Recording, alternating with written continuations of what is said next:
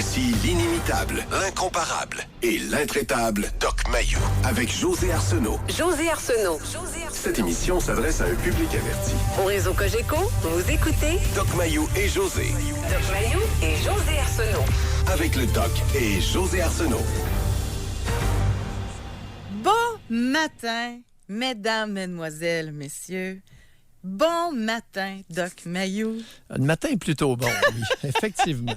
Puis même très bon. Je me souviens pas d'avoir eu une euphorie comme ça en lisant mon journal du matin. Parce qu'on ne s'était pas parlé hier, là. Là, je vois ça. Hein? Quoi? Je vais vous laisser l'expliquer parce que ça vous revient. Non. Hey, allez-y, certains. Non. Moi, la joie que j'ai ressentie, là, c'est indescriptible. Bon. Et José, d'abord, comme je l'ai fait tout à l'heure sur la Mauricie, merci à mes collègues de la radio et merci à la population d'avoir gardé la confiance. Parce que, José, le point de départ, là, c'est que le Collège des médecins, c'est l'institution la plus crédible au Québec. Que ça nous plaise ou pas, qu'on aime les médecins ou pas, le Collège des médecins et son syndic a réussi, l'organisation disciplinaire a réussi à me radier 6 ou 7 fois devant 6 ou 7 comités de discipline différents. C'est beaucoup de monde, c'est beaucoup d'heures d'audience. Et normalement, je suis probablement le seul dans l'histoire du Collège des médecins à avoir été radié à répétition pour un total de 19 mois. Donc, tout médecin aurait été mis en doute, renié, écarté, il aurait perdu sa crédibilité, ce qui n'a jamais été le cas. Alors, merci d'avoir gardé confiance. Vous n'avez jamais perdu un patient, là? Non. C'est là la réponse. Vos propres patients, malgré tout ça, ont toujours été là. Et leur famille, là. Oui. Ils vous ont jamais remis en doute, vous, là? Le vieux proverbe qui dit « Nul n'est prophète dans son pays » ne s'est jamais appliqué dans mon cas. Je suis demeuré un psychiatre clinicien respecté dans mon milieu. Ça fait 40 ans que je vis en Mauricie, depuis le 1er juillet 1979. Merci à cette confiance inébranlable, malgré les poursuites de Montréal. Mario Deschênes Oui. a été congédié. Ben oui. Comment vous avez appris ça hier soir? Hier soir, à 6h44, comment il s'appelle? Éric Lemay, là. Son nom, c'est quoi? Yves-Yvan.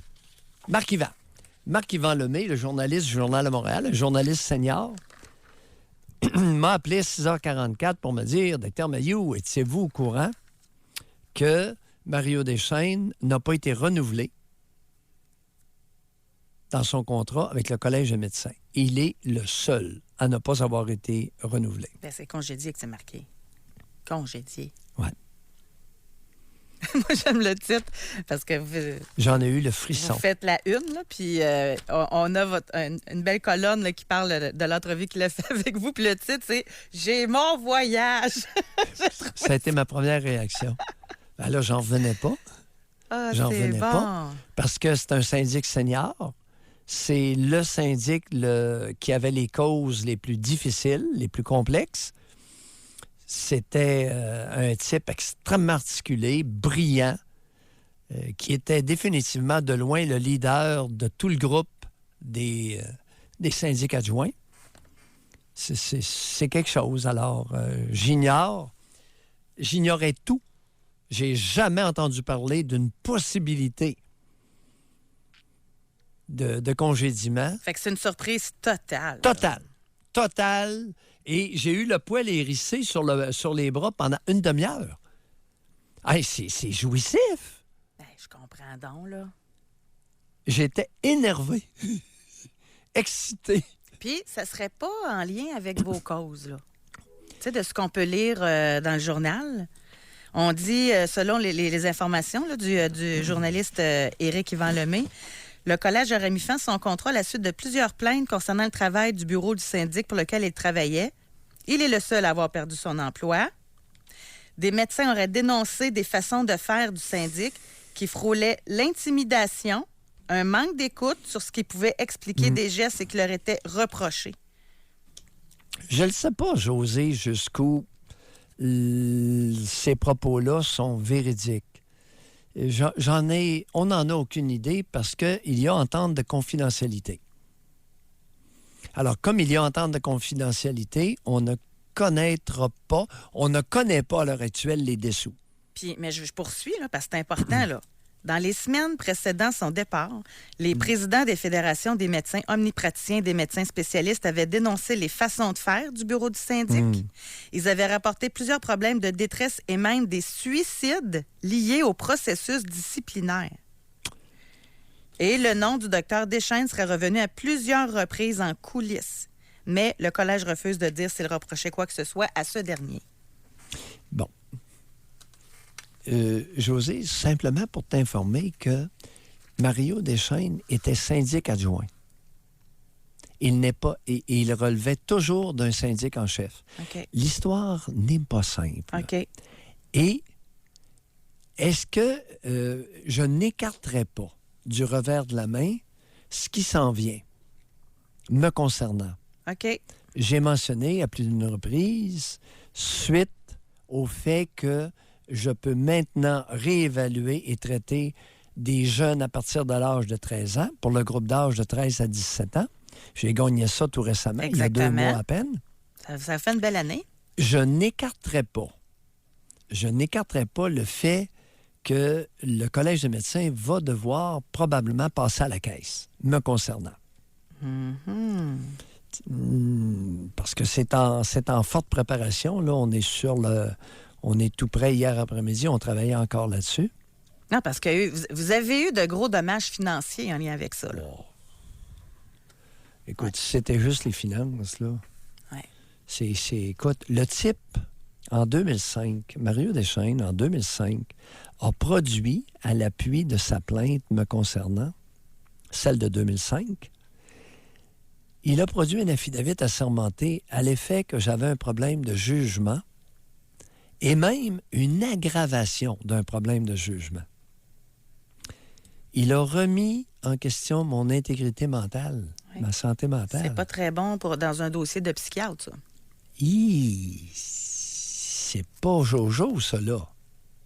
D'attaquer l'intégrité mentale alors que le type, je l'avais jamais rencontré, je le connaissais pas, je l'avais à peu près jamais vu, il m'a jamais rencontré. En dehors des parutions, là. Alors, de venir affirmer que j'avais un grave problème de jugement, voire même une aggravation, ça voudrait dire, puis je leur ai dit au comité de discipline, je dis, vous devriez être prudent. C'est terrible ce que ce gars-là affirme gratuitement. Oui. Basé sur quoi? Si tu dis que quelqu'un est un fou, est malade mentalement, tu dois en faire la preuve. Il faut que tu arrives avec une maladie, un diagnostic, dossier médical que tu as obtenu. Et pas comme ça en l'air. Alors, ça va être la base.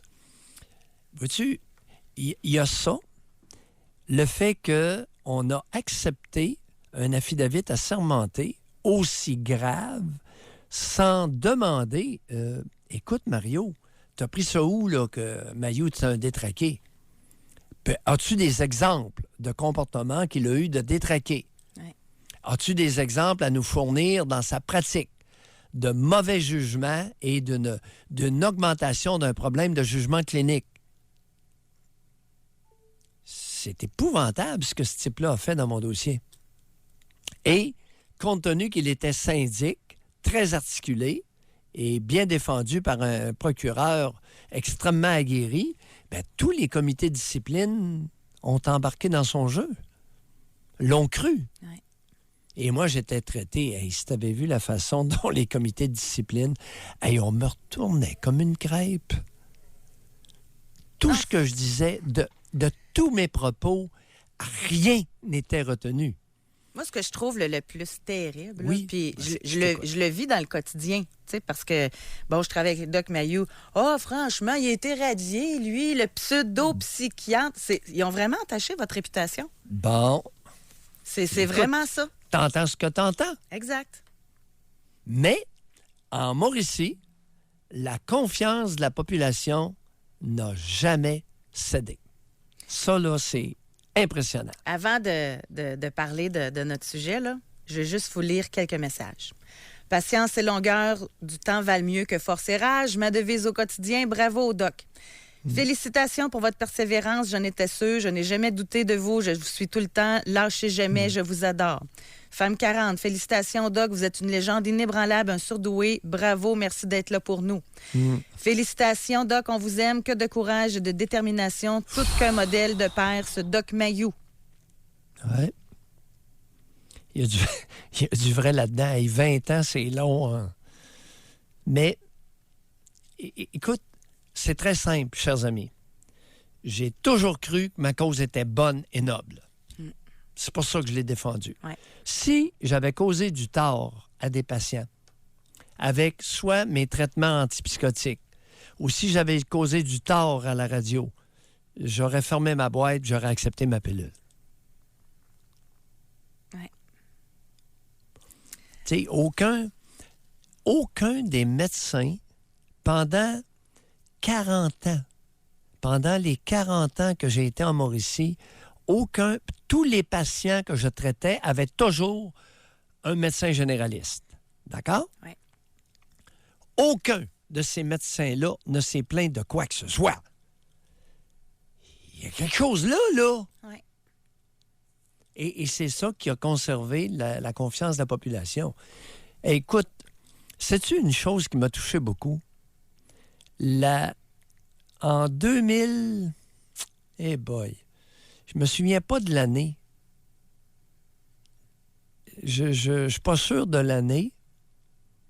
Au début des années 2000, il y avait eu une démonstration de mes patients psychiatriques à Louisville avec le maire. Il y avait au moins 80 personnes qui s'étaient rassemblées en mois de février sous une pluie verglaçante devant l'hôpital Comtois à Louisville pour faire une démonstration. Ça s'était jamais vu au Québec. Hey, je me souviens, ça me rappelle de quoi ça? Ça avait fait les manchettes d'ailleurs. Oui. Il y avait, puis le maire de Louisville, je crois que c'était le maire Richard. Il était venu. Hey, ça m'avait touché, là. C'est des événements comme ça, à un moment donné, qui renforcent le courage. Oui, oui, oui. Une pluie verglaçante, froide de février, avec des parapluies. Aïe, aïe, aïe. J'oublierai jamais l'image que j'ai vue à la télé. Ouais. C'était pendant une radiation. Ouais. En tout cas, bravo, bravo.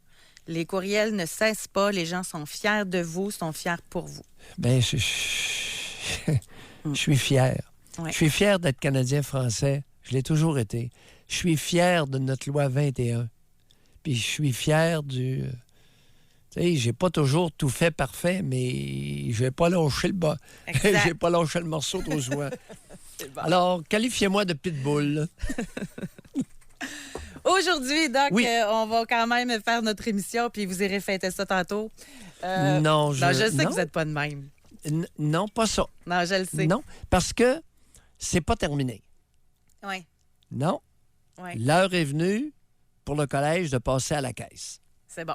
Disons que c'est un événement positif pour moi que Mario Deschênes soit mis dehors, soit limogé par le collège, parce qu'il n'aura plus, dans une poursuite éventuelle, il n'aura plus la protection légale du collège. Oui, je comprends. Ah, ça va prendre une drôle de tournure, là. Oui, exact. OK. Ceci étant dit, Moi, personnellement, quand je voyais tout ça aller, je vous entendais, je le voyais un peu comme un enragé, lui. Tu sais, un enragé après vous, là. Puis, et c'est ça qui m'a inspiré le sujet d'aujourd'hui. On va parler... Là, on va le laisser tomber, là. On a assez parlé. Mais je le remercie pour l'inspiration. Avez-vous déjà vécu la rage, là? Puis moi, quand je pense à rage, je le vois de différents angles. Ça peut être une rage, tu sais, suite à un événement spontané. Ou il y a des gens qui ont la rage dans le cœur tout le temps. Ils sont tout le temps enragés. C'est comme s'il y avait une bâton de dynamite tout le temps prête là, à exploser. Ouais. Fait que j'aimerais ça qu'on aborde ces thèmes-là. Vous êtes-vous déjà fait peur?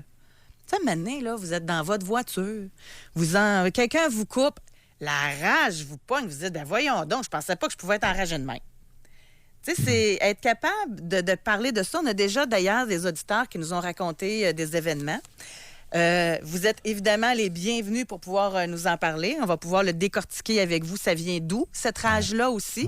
Parce que c'est là que vous prenez toute votre ampleur, Dr Mayou, qui est psychiatre et psychanalyste. Alors là, on va aller à la pause. Et au retour, on aimerait bien ça vous entendre parler de vos moments de rage. Est-ce que ça vous a surpris? Est-ce que ça a été juste une fois dans votre vie ou au contraire, c'est quelque chose que vous vivez pas mal plus souvent que vous le souhaitez? On parle de la rage aujourd'hui. On veut savoir si vous l'avez déjà rencontré et dans quel moment. Est-ce que c'est... Puis je suis certaine que c'est comme ça, hein, Doc. Il y a des gens enragés tout le temps. Ils écoutent les nouvelles, ils pognent les nerfs. Tu sais, c'est... Oui. Puis il y en a d'autres que, ben fleuve tranquille, mais un moment donné, il y a quelque chose qui se passe, une situation qui vient les chercher dans le fond de leur trip et s'enrage. Moi, je pense que ça serait... moi, j'ai pas connu la rage en tant que telle, mais je pense que si quelqu'un s'attaquait à un proche que j'aime, là, ça pourrait être un... Je sais pas, mais je parlerai pas de ce que je connais pas, mais... Bon, effectivement. Alors, il y a des individus qui, de façon innée, s'enragent facilement. Ça existe. Comme il y a des races de chiens qui s'enragent facilement et ont une propension importante à se battre avec d'autres chiens puis avec les humains. Alors, on sait ce qu'on appelle les chiens de combat. Il y a une sélection génétique, tous les pitbulls, les mastifs, canet corso. Alors, chaque pays en Europe, avait des chiens de guerre. Et ça a été sélectionné pour en faire des chiens de combat. Alors, tout ça existe. Puis il y a des races pour combattre les loups. En tout cas, il y a eu toutes sortes de sélections génétiques. De façon innée, chez l'être humain, il peut y avoir une génétique avec forte propension à la rage sous provocation légère. Ouais, ça existe. C'est bien dit, ça. Et c'est ce qu'on fait avec qui est intéressant. Tu sais, un coup, je vais donner un courriel qu'on a reçu par Facebook, le message. Elle dit, moi, c'est la rage. Quand mon conjoint s'est suicidé et que la famille s'est mis contre moi en me disant que c'était de ma faute, moi qui fus si bonne pour eux. Ben, il y a de quoi être enragé en passant, là, Hélène. Mais là, tu fais quoi avec ça, cette rage-là? C'est ça qui serait intéressant aussi de discuter. Oui, appelez-nous. Appelez-nous parce que là, l'histoire de la belle famille qui blâme la conjointe pour le suicide de Gorlot. Alcoolique, toxicomane, atteint d'une maladie psychiatrique et les belles familles peuvent avoir le blâme facile. N'est-ce pas bien dit? Parce que pendant ce temps-là, le blâme n'est pas sur eux. Ouais. Et vous savez, parfois, la belle famille n'est pas au courant qu'il y a une accusation d'agression sexuelle sur un enfant qui est en train d'être contemplé. Et il y a des individus qui se suicident dans ces circonstances-là. Tout ça existe. Alors, belle famille de patients, OK?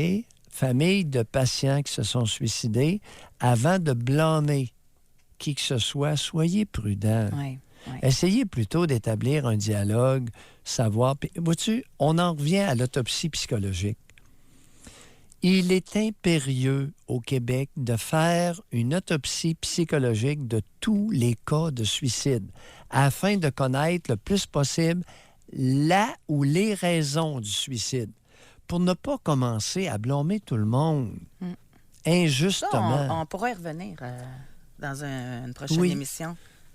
J'aimerais ça. C'est un bel exemple. Là, peut-être qu'elle n'y est pour strictement à rien. Peut-être qu'il y a des informations qui n'ont pas été divulguées, que la famille du suicidé ne connaît pas. Peut-être, là. Exact. On va parler avec Stéphane qui nous appelle des Bois-Francs. Bonjour, Stéphane. Bonjour à vous. Stéphane. Oui, bonjour. Félicitations, Doc Mayou, pour votre succès et puis votre acharnement et votre victoire. L'acharneur, c'était lui. Moi, j'ai été celui qui était tenace. Exactement. Et puis, Merci. vous êtes un exemple pour moi. Et Ouais. puis, faire ça court. Moi, ce qui m'est arrivé, c'est que ma conjointe est autochtone. Oui. Et puis, on a eu un enfant. Oui. Quand j'ai pris ma conjointe qui vient du nord du Québec, elle avait des enfants. Les enfants sont partis de réserve, se sont envenus en région, en ville. Oui. Et puis, n'ont pas été capables de s'adapter. Les enfants ont été... moi, j'ai voulu... j'avais déjà un enfant à cette époque-là. Donc, j'ai voulu les intégrer. J'ai fait tout ce que j'avais à faire. Je suis une personne sensée. J'ai pas de problème de consommation. Aucun. Tout va super bien. Mais à un moment donné, les enfants voulaient retourner en réserve. Donc, ils ont fait ce qu'il y avait à faire. Ils ont fait des plaintes. Ils ont fait des fausses plaintes. La DPJ est venue se mettre là-dedans. Et ma conjointe est tombée enceinte d'un enfant. Avec les garçons, ça a été rejeté. La DPJ est venue m'enlever mon garçon qui avait à l'époque 11 ans. Elle est venue me l'enlever sans toutes des fausses accusations, des affaires pas vérifiées. Une job de syndic à peu près comme vous avez eu. Puis, tu sais, moi, Dr Mayou, je suis dans le domaine du transport, puis je vous suis religieusement depuis des années et des années. Donc, je connais un peu le parcours que vous avez eu. Oui. Puis, quand ça s'est arrivé, cette histoire-là, ils m'ont enlevé mon enfant. J'ai gagné à la course. Ça a été rejeté aussi. Mais ils se sont pas acharnés sur le bien des enfants, mais sur le mal du père. Donc, ils se sont acharnés à me nuire, à me rentrer dedans. Puis la première rencontre que j'avais eue avec eux, je leur ai dit au bureau, j'ai dit, je collaborerai jamais avec vous autres. Un, vous n'avez pas d'affaire à vous infiltrer dans ma famille qui va très bien. Deux, vous n'avez vous n'avez rien contre moi, rien contre les enfants, il n'y a jamais rien arrivé.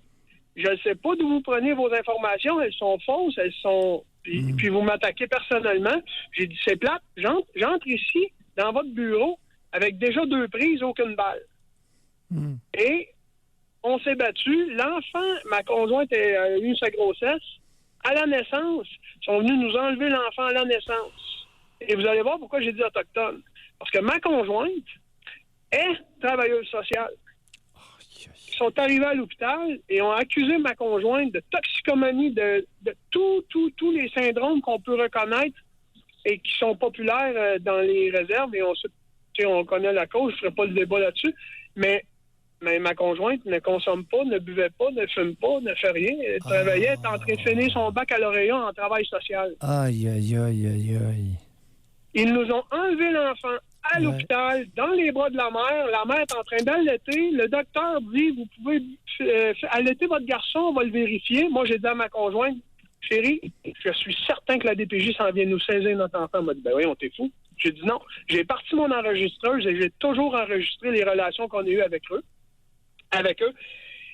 Ce qui nous a fait gagner à la cour. Oui. OK? Sinon, on n'aurait jamais été capable de se défendre. C'est David contre Goliath. OK? Lorsque ça s'est terminé, la DPJ a désistement. Ils nous ont donné l'enfant 5 jours après. Ils ont refusé d'envoyer l'enfant en famille proche. Ils ont pris l'enfant, ils l'ont caché quelque part pour pas qu'on sache parce que certains des gens qui me connaissent dans la région connaissent ma voix, ils vont savoir je suis qui, puis c'est correct. J'ai rien caché, j'ai jamais rien fait de mal. Et comme vous l'avez dit tout à l'heure, je me suis défendu parce que je savais que j'avais des droits, que j'avais raison et que vous avez aussi la capacité de le faire. Et une des raisons, pourquoi que depuis plusieurs années, je me bats pour vaincre ce système un peu nauséabond. C'est que j'ai la capacité intellectuelle, j'avais la capacité financière, ils me l'ont enlevé. J'avais la capacité amoureuse pour mes enfants et ma famille. J'ai tout fait ça dans le seul but, monsieur Docteur Mailloux, c'est d'aider les gens qui sont incapables de se battre et d'avoir à quelque part une jurisprudence pour ces gens-là qui sont faibles financièrement et aussi faibles intellectuellement, qui ne sont pas capables. Ouais. Okay. Vous me suivez? Oh, très bien, c'est très clair. Okay. Vous êtes-vous représenté vous-même devant le tribunal de la jeunesse? Écoutez bien, j'ai eu un avocat extraordinaire, mais j'étais tellement bien armé qu'on n'avait rien à faire, tout se faisait tout seul. OK? Mais vous aviez un avocat? Et j'avais un avocat. OK. Et je suis parti avec ça, puis quand on s'est fait enlever l'enfant à l'hôpital, mon avocat était dans une cause autre de quelqu'un qui vient de votre région. Et puis, il était pris à Trois-Rivières et il m'a dit, appelle ce gars-là, l'avocat. Bon, j'ai eu un avocat d'urgence qui m'a chargé à total. Mais après ça, j'ai dit, écoute, ça n'a pas de sens. Là. Quand ils qu'on l'a jeté, j'ai dit, écoute, là, on peut pas faire ça. Il dit, tu pourrais avoir un 50 000. Non, je veux pas 50 000, je veux une pièce, une jurisprudence. Oui. C'est ça que je veux. Okay. Je veux me battre pour le droit. Et ils nous ont donné l'enfant 5 jours après avoir gagné à la cour. Le juge, ça a été par vidéoconférence, le juge a dit qu'ils avaient agi comme des chacals avec nous. On est parti, on est allé chercher l'enfant. Okay. On l'a eu 9 heures après, sur le bord de l'autoroute d'une tempête de neige. Aïe, un bébé. OK. Ouais, c'est incroyable. Ma conjointe a été incapable d'entrer dans la maison, dans la chambre. On a été obligé de déménager. On a déménagé sur réserve près de votre région. Ouais. La DPJ nous envoyait des messages de les contacter dans les 48 heures sous menace de nous faire un avis dans le Journal de Montréal et le Journal de Québec. C'était le genre de relation qu'on avait avec eux. Oh oui, ça peut... C'était le genre de relation qu'on les appelait et on leur disait « Bonne journée, madame ». On n'a rien dit, tout est beau. Et ils nous envoyaient des subpoena et ils disaient qu'on avait été violent, qu'on leur avait raccroché la ligne au nez. Mais on enregistrait tout. Stéphane... Donc... Je suis rendu là. Ouais, vous êtes bien défendu. Ouais. Vous savez, il y a des outils modernes qui n'existaient pas jadis il y a 30 ans. OK? C'est ça. Merci beaucoup, Bye, Stéphane. Merci de votre appel. On ne pourra rien lui enlever à son expérience personnelle. On va aller à la pause là-dessus. On a pris du retard, mais c'est une histoire intéressante à écouter. On veut savoir si de votre côté, vous avez déjà mais ressenti la rage. Là. Et envers qui? Pourquoi? Est-ce que ça a été occasionnel ou c'est quelque chose que vous gardez en vous? 1-877-670-9330. On parle de rage aujourd'hui. On veut savoir si vous l'avez déjà ressenti. On s'en va à Sherbrooke. On va parler avec Geneviève. Bonjour. Oui, bonjour. Geneviève. On vous écoute. Félicitations pour votre programme en premier. Merci beaucoup. Moi, je vous appelle, j'ai eu une rage épouvantable envers une de mes sœurs. Racontez. À un moment donné, elle vient me voir et puis elle vient me dire qu'elle sortait avec mon ex. Oui. Ça, c'est venu me chercher, ça a fait... le cœur m'a viré à l'envers, là. Vous aviez été combien de temps avec lui? 34 ans. Eh boy, OK, c'était... OK! Oui, 34 ans. OK. Puis là, elle s'en vient me dire ça, qu'elle rencontrait mon ex, mais j'ai dit, qu'est-ce que tu fais là? Qu'est-ce que tu fais là? Tu le connais? Tu le sais qu'est-ce qu'il m'a fait vivre? Ah oui, mais elle dit, il a changé. Tu sais? Ben, j'ai dit, c'est malade, là. Voyons donc. C'est quoi qui vous avait fait vivre, Geneviève? Oh, il était violent. Je dirais, il était violent, là. Je dirais les 20-25 premières années, là. Puis elle savait tout ça? Elle savait tout ça. Mais là, il avait changé, là. C'était rendu un ange, là. Oui. Tu sais? Puis moi, ça m'a tellement choqué, là. En tout cas, je l'ai mis dehors de chez moi. OK? Puis j'ai dit, je veux plus jamais te voir. Puis là, j'étais tellement... Geneviève. Pardon? Geneviève, vous avez renié votre sœur. Oui, sans avoir compris le fondement de son rapprochement avec votre ex. C'est sûr que je comprenais pas, Doc. C'est sûr. Je comprenais pas ce qui se passait. Est-ce que je peux vous poser quelques questions supplémentaires? C'est certain. Quel genre de partenaire sexuel était votre ex? Je pourrais vous dire que peut-être ça aurait été bien, mais moi, je ne voulais plus rien savoir de lui. De toute façon, je l'avais laissé, là. Peut-être qu'il aurait été bien. Qu'est-ce que vous voulez dire par là? Parce que moi, dans les dernières années, je m'éloignais beaucoup de lui, là. Geneviève, parlez-nous de lui comme partenaire sexuel. Était-il avantagé par la nature? Savait-il utiliser l'engin? Savait-il non seulement utiliser l'engin, mais tenir compte de la partenaire? C'était toujours la même chose, là. Tu sais, c'était toujours la même histoire. Oui, il n'y avait jamais de changement. Oui, mais la dans... même histoire intéressait-elle votre sœur? Ben, je sais pas. Elle me l'a jamais dit. Ben, vous lui avez pas demandé. Hey, là, Doc, là, vous êtes déconcentré ce matin. Là, ça paraît que votre tête est ailleurs. Là. Elle vient d'apprendre que sa sœur sort avec son ex. Ben oui, elle va s'informer. Tu l'aimes-tu au lit? Ben oui, me semble. Ben, elle m'a déjà dit, après peut-être 3 ans, qu'elle était tannée. Elle était tannée de lui. Elle était tannée de se faire taponner. Il voulait toujours avoir des relations avec elle. Puis maintenant, là, elle m'a dit ça après que moi et ma sœur, on s'est réconciliés. Elle m'a conté ça. Bon. Pardon?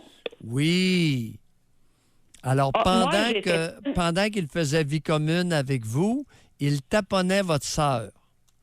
Je crois que oui. Est-ce que vous avez est-ce que vous avez des détails supplémentaires sur la taponnade? Bien, moi, je les ai jamais vus, OK? Mais j'ai une autre de mes sœurs, quand c'est arrivé, cette histoire-là, OK? J'ai une autre de mes sœurs qui m'a raconté, elle dit, garde, ils ont retrouvé leurs amours de jeunesse. Mais j'ai dit, voyons donc, quand est-ce qu'ils ont sorti ensemble, eux autres? Geneviève, je suis supposé être déconcentré ce matin, selon ma collègue.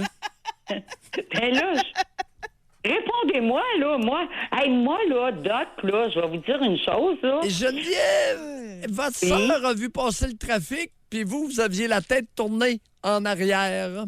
Exactement, Doc, exactement. Moi, j'étais tellement choquée après. Ça me faisait tellement mal. J'aime pas ça dire qu'est-ce que je vais vous dire, mais moi, je me traînais un couteau dans ma sacoche. J'ai dit, si je la rencontre, c'est fini pour elle, là. OK, c'était à ce point-là, là. Oui, c'est ça. Oui. Geneviève, en terminant, question indiscrète. Oui. Est-ce qu'il est possible qu'il y ait eu un petit relent de jalousie accompagnant votre âge? Oui, je vous le donne. Oui. Savez-vous pourquoi la Allez-y. jalousie que j'avais? Allez-y. C'est que moi, je me disais, elle est en train de rentrer dans ma famille. Elle va venir me chercher mes enfants. Moi, ça, là, ça venait me chercher terriblement. Là, on élargit. Voyez-vous, on a lancé une pierre dans l'eau. Il y a eu des petits cercles autour, mais là, il commence à y avoir beaucoup de petits cercles autour de la pierre, du pavé jeté dans la mare. Aïe, aïe, là, on est rendu aux enfants qui auraient pu préférer votre sœur à vous. Oui. Ben voyons. Vos enfants aimaient beaucoup leur père? Moi, c'est mes enfants qui m'ont rassurée. OK, attendez un peu. Avez-vous des filles ou garçons? 2 garçons. OK. 2 fils, vous avez été sauvés. Mhm. Vous avez Oui. été sauvés par le sexe de vos garçons, par leur genre. Oui, parce que, savez-vous, Doc, mes garçons, un moment donné, ils voyaient comment j'avais de la peine de ça. Même j'en ai un qui acceptait pas ma sœur, là. Il a dit à son père, il dit, garde, il dit, t'aurais pu prendre une autre personne que la sœur de maman, là. Tu comprends? Mais Geneviève, Oui. bon, ceci étant dit, au bénéfice des auditeurs, les relations intimes se forment au gré des rencontres. Votre conjoint avait une propension très forte, un attrait très fort vers votre sœur, qui a Oui. été confirmé par votre autre sœur. Oui. Peut-on lutter à ce point contre la nature humaine, Geneviève? Non, pas du tout. Alors, Non, continuez. pas du tout. Non, non. Mais moi, Doc Mayou, ce que je comprenais pas, Oui. j'espère que vous allez comprendre ce que je vais vous dire. Moi, ce que je comprenais pas, quand j'étais avec mon ex, cette sœur-là, il me disait toujours, moi, j'aimerais pas ça avoir une femme comme ça. Elle est pas fière, elle se maquille pas. Savez-vous qu'est-ce elle a que je le comprends genre, pas, gar- Geneviève? Savez-vous qu'est-ce que je comprends pas ce matin? Non, je sais Je pas. ne comprends pas que vous ne compreniez pas qu'il y a un paquet d'adultes qui sont menteurs comme des maudits. Exactement, Doc Mayou, vous avez raison. Il me disait toujours que ça serait pas une personne qui aimerait vivre avec. Il avait hâte de la sauter. Il était Geneviève, menteur. on va C'est se des quitter. menteries qui On va se Exactement. quitter là-dessus. Merci beaucoup, Geneviève. Oh! Êtes-vous en train de dire que tous les hommes là, qui parlent, exemple, contre une sœur, contre une cousine en mal, c'est qu'il y aurait peut-être dans le fin fond une autre idée en tête? Un peu plus que peut-être. Régulièrement. Ça s'appelle du déni si c'est inconscient et ça s'appelle du mensonge si c'est conscient. Les menteurs, faudrait pas les étudier de trop près parce qu'ils risqueraient peut-être d'être majoritaires. On va à la pause, Doc. Et on a fait un appel tantôt. On a demandé à une auditrice qui nous avait écrit de nous téléphoner. Oui. Celle dont son conjoint s'est suicidé, que Ben la famille oui. lui en veut. OK. Nous allons lui parler au retour de la pause. Jusqu'à 11h, vous écoutez Doc Mayou et José Arsenault. Avec le Doc et José Arsenault. Nous sommes de retour avec cette émission où on parle de la rage. Nous avons reçu un message de Hélène qui nous disait que suite au suicide de son conjoint, qu'elle avait sa famille à son conjoint lui avait dit que c'était de sa faute. On lui a demandé de nous téléphoner. Elle est avec nous. Bonjour Hélène. Bonjour. Hélène, bienvenue. J'ai des émotions, là. Ça fait 13 ans que je veux vous appeler à cause de ça. Puis un matin, la rage a débordé quand j'ai entendu votre sujet. Fait que, je vais prendre un grand respire pour vous conter ça. Oui. Oui. C'est ça, ça fait 13 ans. Mon conjoint s'est suicidé. Avant de se suicider, il m'a téléphoné pour me dire « Attache ta tuque avec de la broche, tu ne créeras pas à ça. Fait que... Puis là, il s'est suicidé dans la nuit. Le lendemain, j'ai su parce que là, je restais plus au même endroit parce qu'il me faisait peur. J'avais peur. Il me faisait peur. Il me levait les mains puis il disait moi, à ta place, je resterais pas ici. Fait qu'il m'a fait peur. Mais pendant les 11 ans qu'on a vécu ensemble, c'était un homme, en tout cas, je croyais que c'était un homme parfait. Tout le monde l'idéalisait. Il était gentil, il était généreux avec tout le monde, avec moi aussi. Mais je me suis rendu compte en vous écoutant que j'étais sa catin, qu'il me manipulait d'un bout à l'autre, dans tous les points de vue. T'as pas besoin de travailler, j'ai en masse d'argent, t'as besoin... En tout cas. Puis, un moment donné, quand il s'est suicidé, moi, je restais plus dans la maison, fait qu'il s'est pendu dans notre maison. C'est le voisin qui m'a appelé pour me dire « Hélène, tu vas avoir la paix, là, t'auras plus de souffrance » parce qu'il savait que je l'aimais, mais que je pouvais pas rester là, ça aurait été trop dangereux pour moi. Même mon notaire m'avait dit « Sors de là ». Ça fait que... Attends un peu. En quel honneur que le notaire s'est mêlé de ça? C'est parce que quand il a commencé à me faire peur, Oui. un moment donné, j'avais un peu d'argent. Fait que, un moment donné, je me suis dit, s'il me tue, il va hériter de ma part. Ah, ouh. Ça fait que je suis allée voir mon notaire parce que ce notaire-là, c'est lui qui avait fait tous nos papiers. Oui. Fait que la première affaire que je me suis dit, si tu me tues, t'auras toujours pas ce que j'ai bâti OK. avec toi. Oui. Je me suis protégée d'une manière. On parle de combien? À peu près 50 000, 300? Mettons 100. Oui, Dans OK. le temps. Oui. Dans le temps, 100 à peu près. Là. Oh, oui, c'est une bonne galette.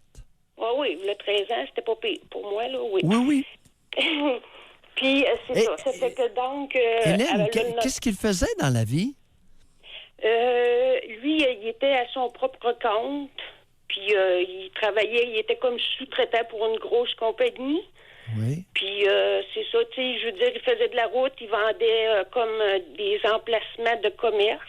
Ah, OK. Puis lui, ce qu'il aimait, c'est que moi, avant ça, je travaillais dans des bars, OK? On s'est rencontrés quand je travaillais. Oui. Puis il a tombé en amour avec moi, puis il a tout fait pour, en tout cas, pour Hélène, me séduire, même Hélène, si à première vue, je l'aimais Hélène. Oui. Oui. Vous avez mentionné tout à l'heure qu'il a voulu faire de vous sa catin. Mhm. Étiez-vous belle? Oui, pas pire. Pas mal bien Assez. tournée? Pas mal, oui. Pas mal. Pas mal, puis j'étais assez... Des choses qui arrivent, ça, des fois. Ouais, des fois, c'est plus tannant que d'autres choses. Ça peut arriver. Ouais, parce que OK. c'est ça. Fait que, mais j'essayais de choisir, en tout cas, j'aimais mieux Hélène, être seule que... Attendez, au bar, là, comment vous avez noué contact avec cet homme-là? Juste pour le fun. Ben, vous allez peut-être rire, en tout cas. C'était que lui, c'est un gars que j'avais jamais vu auparavant. Oui. On restait dans la même ville, à Lévis. Oui. Puis moi, ça faisait 8 ans que je travaillais au même bar. Oui. Puis un moment donné, ce gars-là, il est rentré. Oui. Puis un moment donné, il regardait partout. Il n'y avait pas de l'air à savoir où s'asseoir, rien. J'ai dit, si tu sais pas où t'asseoir, assis-toi là. Fait que là, j'ai dit, j'ai indiqué une place au bar. Il s'était assis là. Puis à toutes les soirs, après, il venait me voir. Puis ça a commencé de même. Puis à un moment donné, il a voulu me cruiser. Moi, j'ai dit non. J'ai dit, t'es pas mon genre, je veux rien savoir. T'es pas divorcé, je veux pas sortir avec personne encore, qu'il n'y a pas de papier sur le Hélène, comptoir. attendez un peu, là. Vous lui avez dit, t'es pas mon genre. Oui, ben j'ai pas dit. OK. J'ai pas dit qu'il était pas mon genre. Ben oui, j'ai dit d'une manière, là, mais j'ai dit, t'es pas mon genre. C'est pas parce que c'était sa présentation. Tu sais, même s'il était grand, puis je pense qu'il était... Dans le temps, il était pas beau. Moi, je l'ai mis plus beau. Je l'ai amélioré en changeant ses lunettes, son habillement, puis tout, là. Mais, un moment donné, il est devenu tellement, comment je dirais, tellement galant, tellement généreux, pas nécessairement monétairement, mais je veux dire, il était tout le temps au-delà pour aider tout le monde. Puis c'est ça que j'ai aimé de lui. Sa générosité de ce côté-là, là. OK. Tout le temps prêt à aider tout le monde. Ouais. Puis c'était un homme qui avait quand même pas mal d'argent. Fait que lui, oui. tu sais, il se fichait de, tu sais, s'il décidait qu'il allait pas travailler 2 jours, il y allait Ben pas, oui, là. ben oui. Puis là, c'est ça. Ça fait que maintenant, ça continue de même. Puis il Mais venait au bar, Hélène, ça... oui, mais attendez, là. On a compris ça, cette portion-là. Oui. Vous avez été blâmé par votre belle famille suite à son suicide? Ben, là, qu'est-ce qui est arrivé?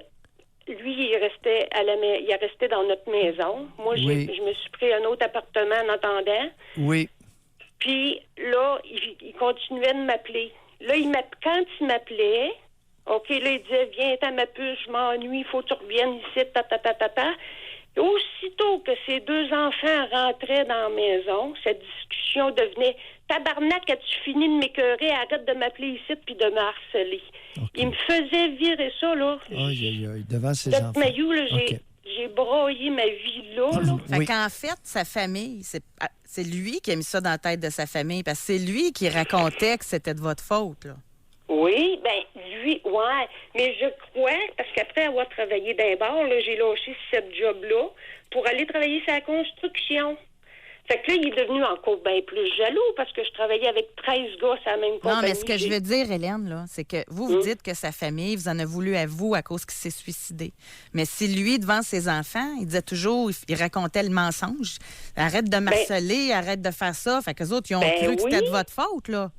Ben oui, lui, il me disait ça, mais en fin de compte, quand il était tout seul, qu'il me parlait tout seul à moi, c'était le contraire. C'est embêtant pour la famille, en passant, là. Quel âge avaient ses fils, Hélène, pour aller dans... Ses enfants, quand lui s'est suicidé, il y avait... le garçon, il avait 19, puis sa fille avait 16. Bon, alors elles ont répandu les propos qu'elles ont entendus de leur père.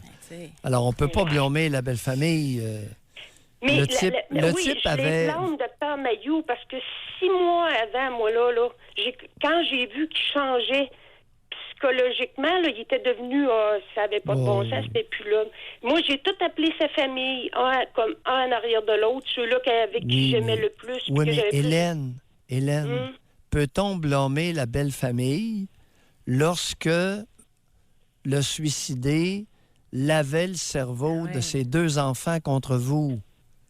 Oui, mais ils n'ont même pas voulu que j'y aille au service, Dr. Mailloux, là. Hélène, c'est lui qui vous a beurré, vous a peinturé négativement. Ah, je le sais, non, dans votre cas, je regrette. On ne peut pas blâmer la belle famille, José, parce que non, c'est ça.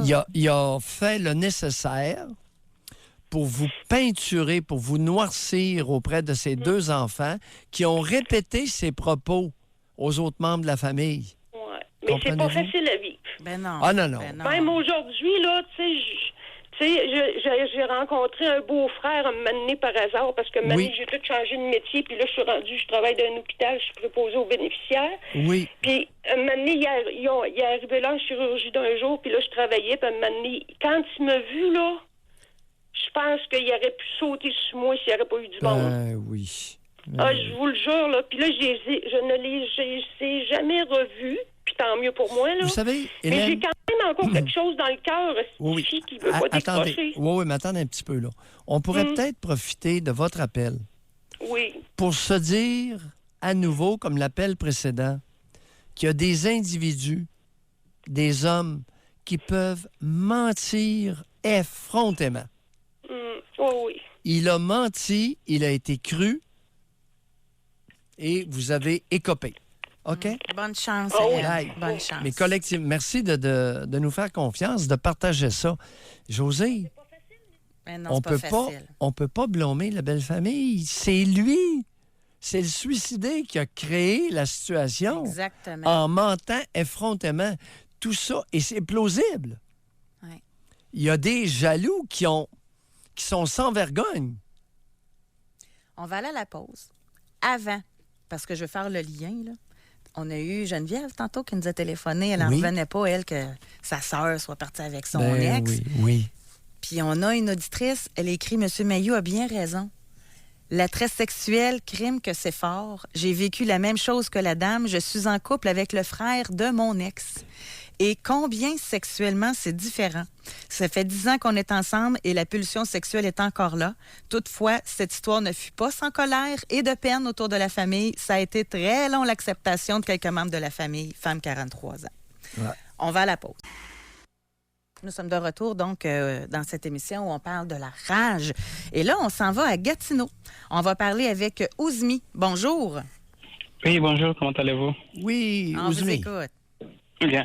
En fait, moi, j'appelle concernant, je ne sais pas si c'est de la frustration ou si c'est du rage, parce que ça fait un certain temps, ça fait 3 ans que je suis avec ma conjointe, et pendant les 2 dernières années, on a eu assez de problèmes, mais on arrivait quand même toujours à parler, pouvoir trouver une solution. Mais après qu'on trouve une solution, le même problème, ça revenait encore. Tout récemment, j'ai perdu mon père, donc j'étais obligé de retourner en Afrique et j'ai passé quelques temps là-bas et je suis revenu. Dans quel pays? Dans quel pays, Ouzmi? Du Mali. Au Mali. Et vous êtes resté combien de temps pour les funérailles? Combien de temps au Mali? Je suis resté là-bas pendant 5-6 mois. Oh! Êtes-vous sérieux? Oui. Qu'est-ce que vous avez fait pendant 5-6 mois au Mali? parce qu'au début, le problème, c'était que la première fois que je suis parti, c'est que je devais aller voir mon père, puisqu'il était souffrant. Les 3 premiers mois, je suis parti là-bas et je suis parti les voir. Il voulait nous voir tous, donc on est parti les rendre visite. On est resté là-bas pendant 4 mois. Après, je suis revenu. Attendez un petit Oui. peu, là. Avec la conjointe, avez-vous des enfants? Oui, on a une petite fille. Vous avez une petite fille. Oui. Et est-ce que votre conjointe est malienne? Est-ce que c'est une Africaine Non. ou une... Bon. Oui, elle est africaine aussi, C'est une Africaine, mais qui est de quel pays? du Cameroun. Du Cameroun, une Camerounaise. OK. Oui. Est-ce que, quand vous êtes allé au Mali 5-6 mois, avec Oui. votre conjointe et votre enfant ou sans eux? On devrait partir ensemble, mais vu qu'elle n'avait pas eu de congé, elle ne pouvait pas venir. Donc, elle était obligée de rester ici. Bon. Et moi, je suis parti. Ça, c'était avant le décès du papa. On devait partir lui rendre visite pour voir son état de santé. Là, on l'a vu. Moi, je suis revenu ici. Attendez un peu, là. Attendez. C'est pas clair. Est-ce qu'elle vous En a fait, les trois accompagné? Est-ce qu'elle vous Non, a elle n'a accompagné? Non, elle n'a pas pu m'accompagner. Ben, pourquoi vous dites Parce- « on » ? Quand je parle de on, ce sont mes sœurs et autres, parce qu'on demeure tous ici. Ah, c'est avec vos Oui. sœurs. Oui, c'est ça, OK, désolé. continuez. Oui. Non, OK, on va y arriver, vous allez voir. Allez-y. Je suis Alors là, parti, vous levez c'est- feu de 5-6 mois. Pendant ce Oui. temps-là, votre conjointe vit de quoi financièrement? J'avais beaucoup d'économies à côté que j'avais mises à sa disposition. Parfait. Plus OK. c'est qu'elle avait un peu, oui. OK. Donc, du coup, moi, je suis parti les 3-4 premiers mois. Je suis revenu. Une semaine que je suis revenu ici, et ma sœur m'appelle pour me dire que mon papa est décédé. Oui. Donc, le même jour, j'ai pris l'avion, je suis reparti les voir. Les Oui. funérailles, ça a pris à peu près 1 mois et quelques. C'est ça qui fait le total de 6 mois que j'ai passé en Afrique. Oui. Et à mon retour, on n'arrivait pas à se trouver. Bon, les 1 semaine de mon retour, on s'entendait très bien. Après ça, nos mêmes problèmes ont refait surface. Et là, ça n'allait pas. Les parents sont intervenus. Ils ont arrangé le problème entre nous. Ils ont parlé, comme on le fait général en Afrique. Ils ont parlé. On s'est dit, OK, on va essayer de gérer la situation et aller de l'avant. 1 mois après, tout a basculé encore. Les mêmes problèmes sont revenus. Et à l'heure actuelle, c'est comme chaque fois que moi je rentre du travail, quand je finis mon quart de shift et que je dois aller au travail, c'est que je ne sais pas exactement où je suis perdu. C'est que la seule chose qui me donne sourire et quand j'arrive, c'est quand je joue avec ma petite fille, tout ça. Mais il y a C'est trop quoi de choses qui... Oui, mais qui me Ouzmi, stressent. Oui. quel est Oui. le problème de base avec votre conjointe? Ben, le problème de base avec ma conjointe, je dirais qu'il y a le niveau culturel et ne le prenait pas mal aussi. Et je pense que ma conjointe, elle, du fait qu'elle a grandi ici, il y a certaines choses que elle veut pas voir. Elle me fait comprendre qu'elle est d'une génération, de la nouvelle génération. Oui, Ouzmi, Donc, Ouzmi, oui. concrètement. Oui. 1, Oui. 2, 3. C'est quoi les problèmes, les choses qu'elle n'accepte pas, que vous voulez lui imposer et imposer à votre fille? Non, en fait, moi, je ne lui impose rien. C'est juste, elle, on n'a pas d'intimité. Et, par exemple, moi, je pars travailler tout le temps et qu'elle est à la maison. Normalement, les tâches doivent être réparties. Elle doit garder les tâches de maison et moi, je dois aller travailler et venir avec les moyens financiers. Mais elle veut que j'aille travailler et revenir et aussi m'occuper des tâches ménagères aussi. Je lui ai fait comprendre que ça, c'est pas possible. Si moi, je dois aller travailler de 7h à 21h et que je dois rentrer, donc je ne peux pas venir à la maison aussi, que moi, je cuisine pour toi et que toi, tu es là, tu es à la maison, tu fais... C'est sûr. Ouzmi, ça a bien de l'allure. Oui. Vous dites que vous n'avez pas d'intimité. Ça veut dire quoi, ça, on n'a pas d'intimité? Ben, l'intimité, elle m'a fait comprendre qu'elle peut faire des années sans avoir des rapports sexuels, que ça ne la dérange pas. Et moi, mes besoins, je l'ai fait comprendre que mes besoins, j'en fais comment alors? Ben, la sexualité, c'est quand elle veut. Vous voyez, c'est quand elle veut. Elle ne veut pas souvent? Ben, on peut faire 2-3 mois et il est même arrivé qu'on a fait 6 mois sans avoir d'intimité. Ouzmi, vous avez quel âge? Et moi, j'ai 28. 28 ans. Et elle a quel âge, votre conjointe? Elle vient d'avoir 24. Elle a 24 ans, puis la sexualité, c'est pas important pour elle? Elle n'accorde pas autant d'importance à ça. Avant la naissance de la petite, en début de fréquentation, la fréquence des rapports sexuels, c'était de combien? C'était vigoureux. Ben oui, et c'est ça, là. Moi, J'aime là, ça, vigoureux. José, ce discours-là, là, chérie, la sexualité, c'était pas important pour moi. À quelle fréquence les rapports sexuels lorsque vous l'avez rencontré? Quand c'était vigoureux? On pouvait en avoir tous les jours. Et des Combien de fois? dans la semaine. Oui, combien de fois par jour? 2 ou 3 fois parfois. Bon, parfois 2-3 fois par jour. Puis là, elle vous vend la salade que c'est pas important pour elle. Elle pourrait-tu avoir un ami, tu pensais, Ousmi? Non, sur ce côté, je peux pas le confirmer concrètement parce que il y avait un moment, j'ai vu sur sa page et sur ses messages qu'elle voulait aller rencontrer d'autres gars, parce que des fois, moi, je gardais les enfants à la maison, notre fille à la maison, oui. Elle est sortie. Ousmi, les parents ont parlé. Vous avez mentionné que les parents se sont fourrés le nez là-dedans. Oui. Est-ce qu'elle s'est vantée auprès de ses parents qu'il n'y avait plus d'intimité sexuelle entre vous deux? Non. Elle a omis cette part. C'est moi qui en ai fait part aux parents. Donc, les parents ont dit, voilà d'où venait le vrai problème. Donc, ils ont parlé de ça. Oui, mais attendez un peu. Attendez un peu, ça ne s'arrête pas là. Ça, c'est un constat. Le fait qu'il n'y ait plus de vie sexuelle, ou à peu près plus. À peu près plus. OK, reflète un problème. Et venez pas nous dire, puis que personne vienne nous dire que c'est parce qu'elle n'est pas intéressée par le sexe. Ça copulait 2 à 3 fois par jour en début de relation. Vigoureusement. Le sexe était vigoureux. Oui. Pour quelle raison s'est-elle détournée du sexe avec vous?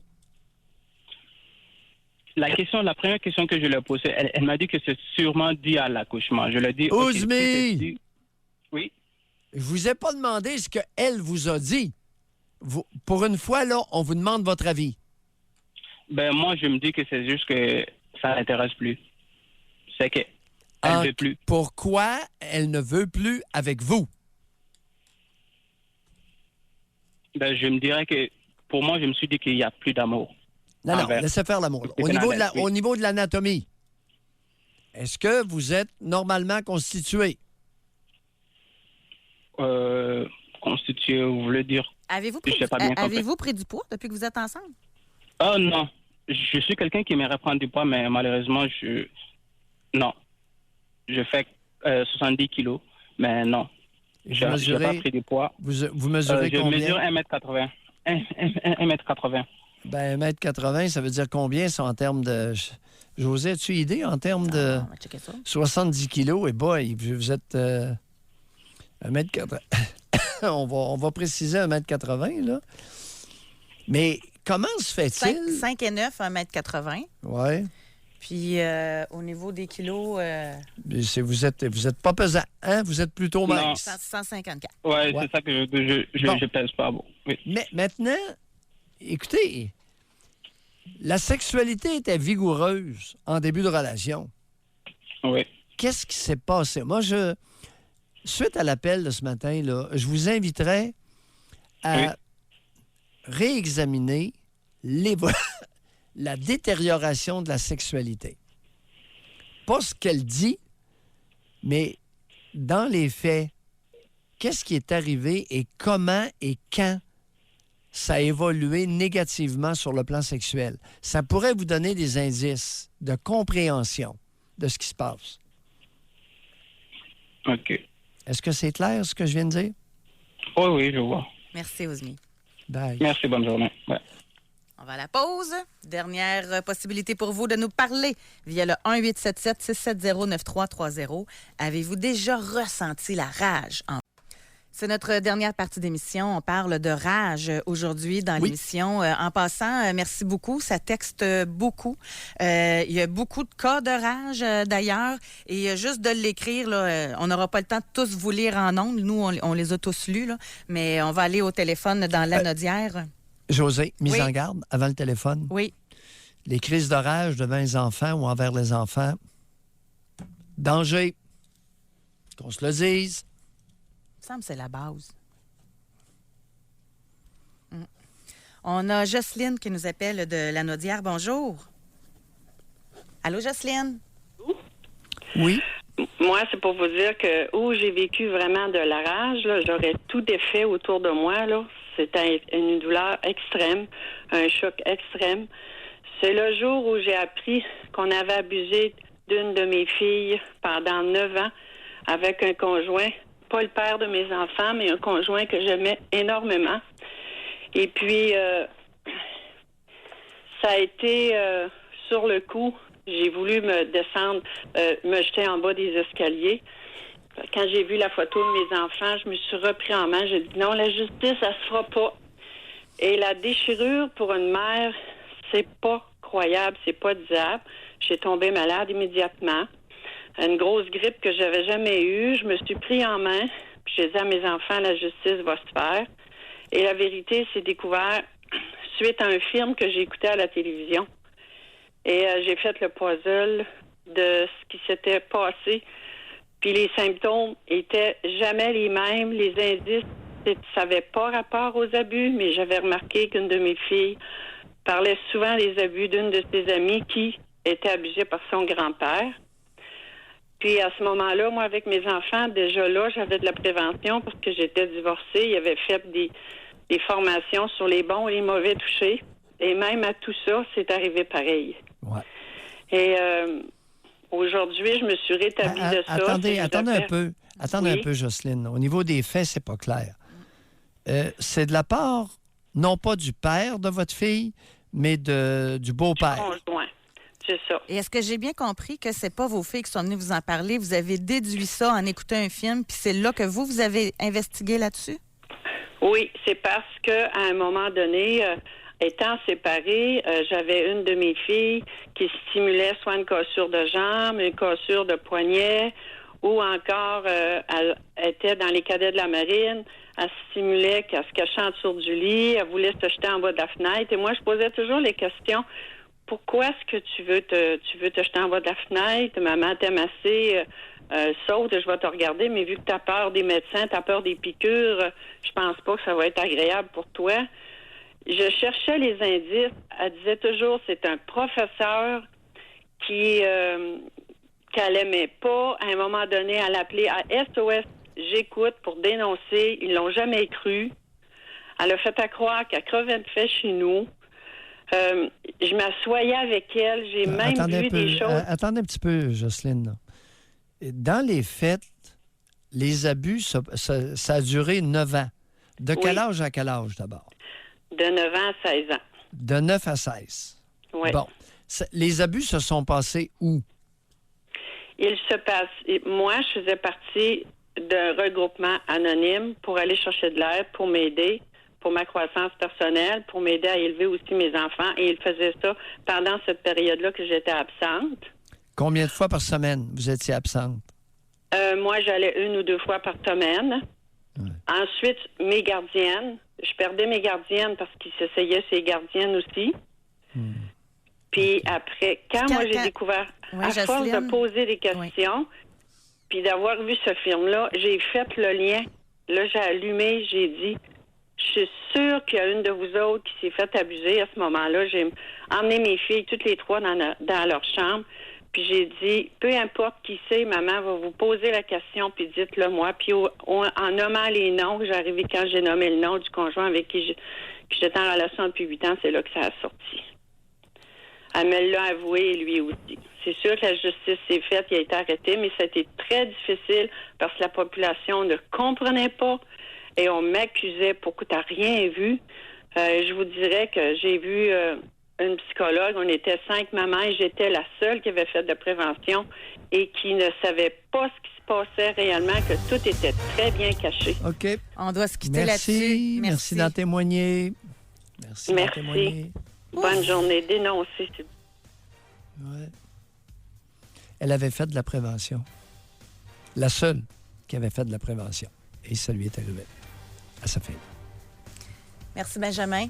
Merci tout le monde pour votre participation à l'émission. Oui. À demain. Je sais que vous ne célébrez pas, là, mais profitez de votre journée, Doc Mayou. Bye, tout le monde.